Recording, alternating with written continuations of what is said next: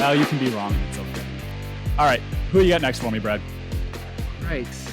My next nomination is the industry's number one quarterback. And that's, that's recent. He's jumped from 2 to 1.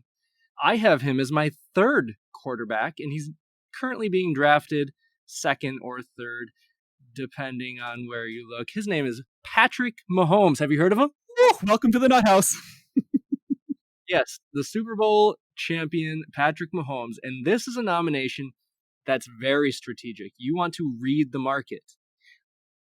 I wouldn't have you do this if there weren't other options that were going to have better fantasy years and potentially cheaper in an auction draft, such as Lamar Jackson. So by nominating Mahomes, it's going to do a couple things.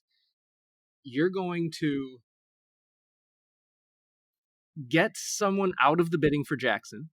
It's going to indicate who's in the market for a big-time QB, and it's going to tell you how much it's probably going to cost, which is super valuable to know going forward in a draft.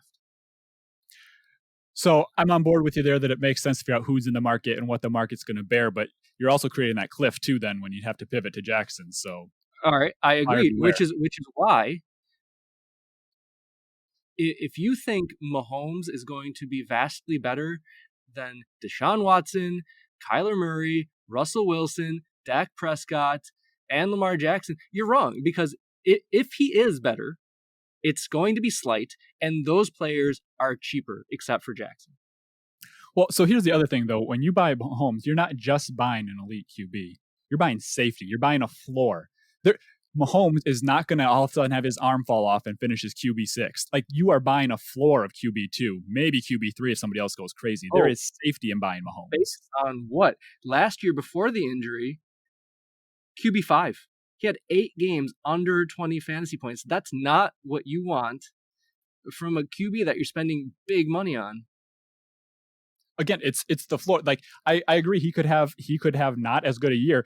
I don't think he's going to have a worse year than last year. Last year was the floor for him. He's not going to do worse than that. So that's why I'm saying you're buying Mahomes as a floor. You buy Prescott or somebody who you think is going to be that third best QB, there's a much lower floor that he doesn't pay off for. I'm sensing you're not convinced. I'm not. So Texans, good defense? Indeed. Chargers? Yep. Well, they play them twice. How about the Ravens? Are they good? They are. The Pats, they got a good defense? I assume so. The Bills? Okay. That's a really good defense, actually. They're good. The Broncos? Yeah, they're good. Oh, that's a great defense. They play them twice. What about the Bucks? Yeah. Up-and-coming defense. Yeah, they had a great pass defense. How's that defense looking? They're good. They play all of those defenses. That's a murderer's row. That is a tough schedule. So if I'm trying to pick, if I'm going to spend $25 on Patrick Mahomes or $25 on Lamar Jackson, it's definitely Lamar, because Lamar, I think they could go 16-0 this year.